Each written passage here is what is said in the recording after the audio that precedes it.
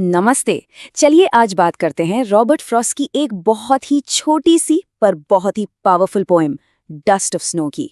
ये एक ऐसी पोएम है जो बताती है कि कैसे लाइफ के बिल्कुल छोटे छोटे मोमेंट्स भी कितना बड़ा इम्पैक्ट डाल सकते हैं। तो रेडी हैं? Let's dive in. पोएम शुरू करने से पहले एक सवाल है। सोच कर देखिए, क्या कभी ऐसा हुआ है कि मूड एकदम ऑफ हो, पूरा दिन बेकार लग रहा हो और फिर अचानक बस एक छोटी सी चीज, शायद बारिश की आवाज या किसी पपी को खेलते देख लिया और एकदम से सब ठीक लगने लगता है। बस यही तो इस पोएम का जादू है। तो कहानी शुरू होती है एक बड़े ही सैड ग्लूमी दिन से। हमारे जो पोएट है रॉबर्ट फ्रॉस्ट, उनका मूड कुछ ठीक नहीं है।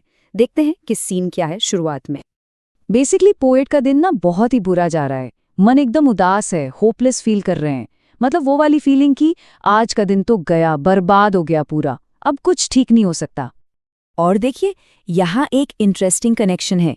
पोएट का मूड अंदर से तो खराब है ही, और बाहर जो सेटिंग है वो भी कम नहीं। वो एक हेमलॉक ट्री के नीचे हैं। अब हेमलॉक ट्री को यूजुअली एक अनलकी, हत्ता कि पॉइजनस यानी जहरीला पेड़ माना जाता है। तो मतलब अंदर भी नेगेटिविटी और बाहर भी।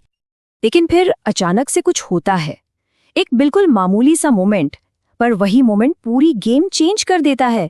चलिए देखते हैं कैसे। तो पोएम की लाइंस कुछ ऐसी हैं कि एक कौवा जो उसी हेमलॉक ट्री पर बैठा था, उसने डाली को कुछ ऐसे हिलाया कि बर्फ के छोटे छोटे पार्टिकल्स, मतलब डस्ट ऑफ स्नो, सीधा पोएट के ऊपर आ गिरे। अब नोटिस कीजिए, यहाँ दो अनलकी चीजें एक साथ हैं। एक तो कौवा जिसे लोग बुरा शगुन मानते हैं, और दूसरा वो हेमलॉक ट्री।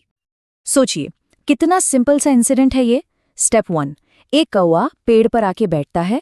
स्टेप 2, उसके वजह से एक डाली हिलती है। स्टेप 3, और उस डाली से बर्फ की हल्की सी फुहार पोएट पर गिर जाती है। That's it. कोई बड़ी बात नहीं है, राइट? बिल्कुल ऑर्डिनरी। लेकिन इसका जो असर हुआ वो एक्स्ट्रा ऑर्डिनरी था। और बस उसी एक छोटे से मोमेंट के साथ सब कुछ बदल गया। पोएट का नजरिया, उनका मूड, उनका बचा हुआ पूरा दिन। लेट्स सी ये चेंज कैसे आया।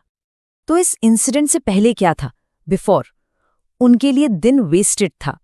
उन्हें लग रहा था कि भाई आज का दिन तो बर्बाद, अब कुछ ठीक नहीं होने वाला।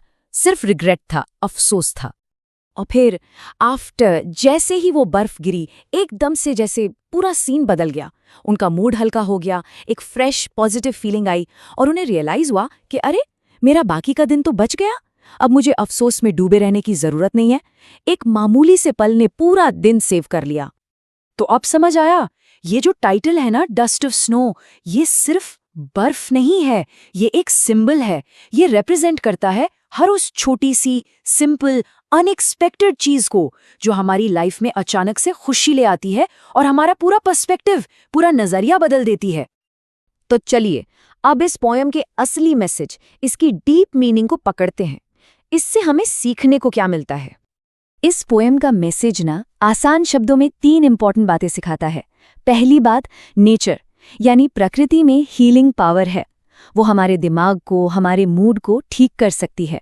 दूसरी बात, छोटे छोटे मोमेंट्स का इम्पैक्ट बहुत बड़ा हो सकता है।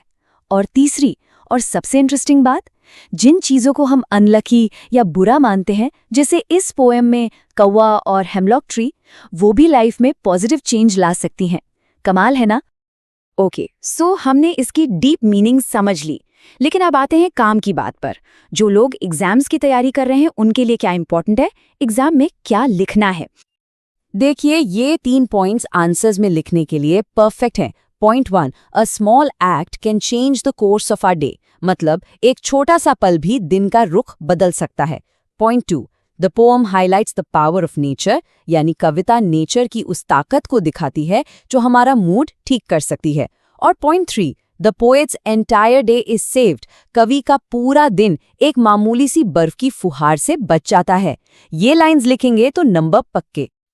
तो ये चर्चा खत्म करने से पहले एक सवाल आपके लिए छोड़कर जा रहा हूं। जरा सोचिए, आपकी लाइफ का वो डस्ट ऑफ स्नो मोमेंट कौन सा था?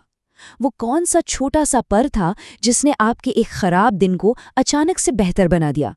इस पर जरूर सोचना। नमस्कार दोस्तों, आप देख रहे हैं बी यूजुअल क्लासेस। अगर line by line explanation PDF बिल्कुल फ्री चाहिए तो देर मत कीजिए, अभी हमें हमारे व्हाट्सएप नंबर पर मैसेज कीजिए और पीडीएफ तुरंत पाइए। बी यूजुअल क्लासेस, पढ़ाई अब होगी और भी आसान।